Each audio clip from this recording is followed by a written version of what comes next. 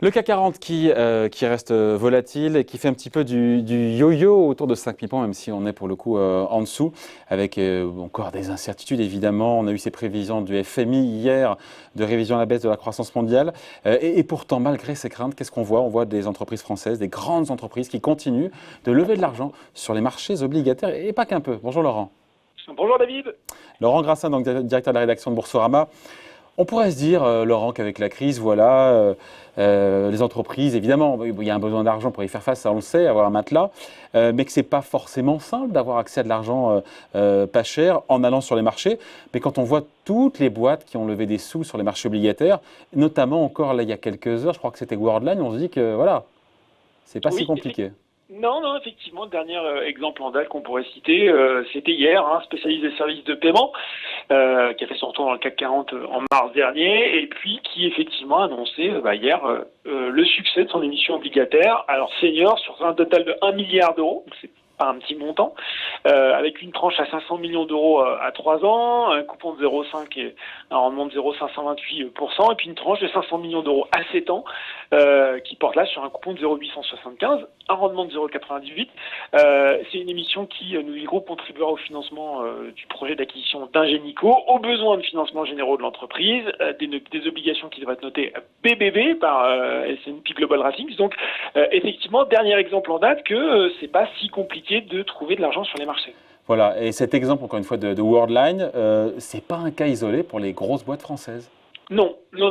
Airbus, alors qu'on était avec des avions cloués, qu'on s'inquiétait de l'avenir du transport aérien entre cette crise sanitaire et la transition écologique, eh bien Airbus qui a levé 6 milliards d'euros au travers de 2 opérations récemment, une fin mars, une autre début juin.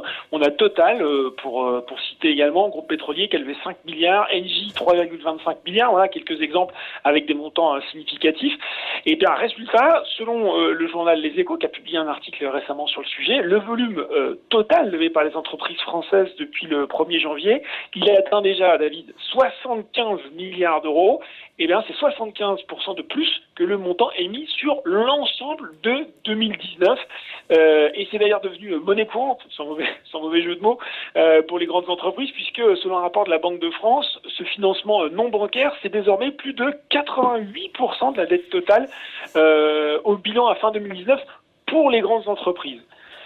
Et on comprend bien d'ailleurs pourquoi, parce que quand on regarde, si on reprend l'exemple de Worldline, vous pouvez lever des montants importants, vous pouvez le répartir sur différentes tranches avec différentes maturités, ça vous donne pas mal de souplesse, de flexibilité, le tout avec des taux qui restent pour le moment très intéressants. Je ne sais pas si vous avez vu passer la semaine dernière un article sur Schneider Electric qui annonçait le succès d'une émission obligataire pour 500 millions d'euros à 3 ans et à 0,08%. Ouais. Donc 10 points de base. Voilà. C'est cadeau. Au-delà de la France, Laurent, on retrouve cette même situation d'argent facilement levé par les grands groupes bien notés ailleurs en Europe? Oui, ça se retrouve. On pourrait citer des exemples, la BP, ThyssenKrupp, Fiat. On se rend compte que la plupart des grandes entreprises européennes ont eu recours au même mécanisme avec quasiment la même facilité. Il y a Bloomberg qui s'est penché sur le sujet et on voit que les sociétés les plus actives sur le marché obligataire récemment au niveau européen, c'était effectivement celles qui disposent des meilleures notations financières, ce qu'on appelle l'investment grade. Elles étaient à 95% et puis elles viennent du secteur de l'énergie à 25%, consommation non cyclique ou encore les entreprises technologiques. Donc oui, c'est une tendance qu'on retrouve généralisée en Europe. Bon. On est entre nous à faire semblant de ne pas voir l'éléphant qui est là, qui se pointe au milieu du couloir. Évidemment, on se doute que ce qui explique ce dynamisme, encore une fois, cette facilité de lever de l'argent pour les gros corporés sur le marché obligataire, c'est qui? C'est la BCE. Oui, c'est la BCE, effectivement. C'est la BCE parce que il y avait un papier du quotidien économique belge, l'Echo, qui expliquait que finalement, c'était pas si simple. Par exemple, la qualité du crédit investment grade, on avait en ce moment 3 fois plus de déclassement que de relèvement de rating cette année, contrairement à ce qu'on a observé en 2018-2019. Mais en face, oui, effectivement, qu'est-ce que vous avez pour calmer toutes ces inquiétudes? Vous avez la BCE qui rachète. Alors, c'est pas nouveau qu'elle rachète de la dette d'entreprise, ça se passe depuis 2016, mais ce sont les montants en jeu qui augmentent. augmenté. Les montants ont augmenté. Et puis, quand même, le signe que c'est vraiment elle qui a calmé les inquiétudes sur le marché, c'est qu'en fait, le coût des emprunts avait doublé sur le marché obligataire avant que la BCE ne dégaine son plan d'aide global et notamment de soutien aux entreprises. Et on voit que le discours d'ailleurs de la BCE reste très actif, très agressif dans le sens positif du terme sur le sujet, puisque le 9 juin, Olli Rehn, vous savez, qui est membre du Conseil des gouverneurs de la Banque centrale européenne, il disait même lui avoir un esprit ouvert concernant la possibilité pour la BCE d'étendre ses achats des obligations d'entreprise. Ce qui n'est pas le cas, je coupe, ce qui n'est pas le cas aujourd'hui. Aujourd'hui, elle prend la BCE en collatéral, ce qu'on appelle les anges déchus, qui étaient bien notés, qui maintenant ne le sont plus, mais elle ne les rachète pas. Elle ne rachète pas les titres, elle les prend en collatéral pour donner de l'argent en face. Exactement. En contrepartie. Mais alors voilà, à la différence de ce qui se passe sur la Réserve fédérale qui a franchi ce pas. Mais en tout cas, le discours est assez ouvert pour dire pourquoi ne pas l'envisager. Alors après, en tant que membre du gouvernement de la Banque centrale, c'est toujours très très prudent dans les déclarations. Donc il a dit qu'il fallait qu'il en discute avec ses petits camarades, bien sûr. Mais en tout cas, c'est quelque chose qui est envisagé. Bon.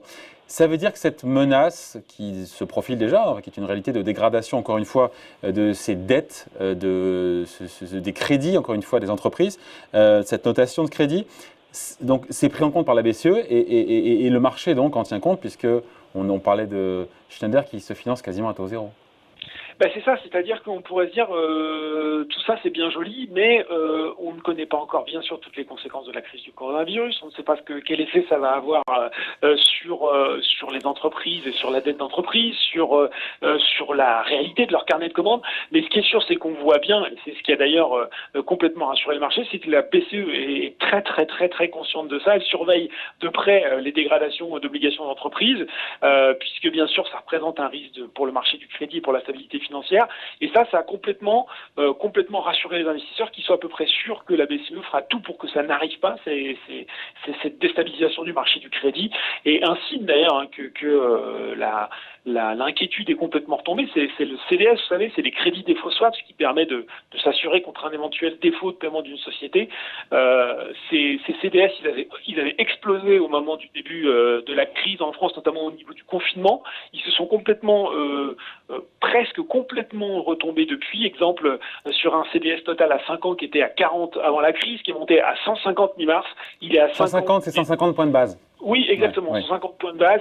Il est retombé à 50 points de base ces derniers jours. Vous voyez qu'il y a une grande sérénité sur le marché des obligations d'entreprise et donc on peut penser que la tendance va se poursuivre. Enfin, ceci dit, David, pour terminer, je pense que les entreprises ont bien vu que finalement le timing était bon, c'est-à-dire qu'avec le soutien de la BCE... C'est maintenant qu'il fallait... Exactement, voilà. Et ça explique aussi qu'on ait assisté à ce mouvement. Il ne faut pas non plus s'inquiéter démesurément en se disant « oh là là, c'est parce qu'elles étaient aux abois ». Il y a un effet opportuniste, c'est ça, il y a un effet opportuniste. Exactement, il y a eu un effet d'aubaine. Certaines ont stratégiquement dit que c'était finalement le moment de se refinancer à pas cher, histoire de traverser les turbulences qui peuvent se matérialiser. Donc peut-être plutôt que de s'inquiéter, on pourrait aujourd'hui peut-être même se rassurer en se disant que c'est finalement de la bonne gestion de la part des grandes entreprises. Voilà, explication signée. Merci beaucoup Laurent Grassin, directeur de la rédaction de Boursorama. Merci Laurent, bonne journée. Merci David. Salut.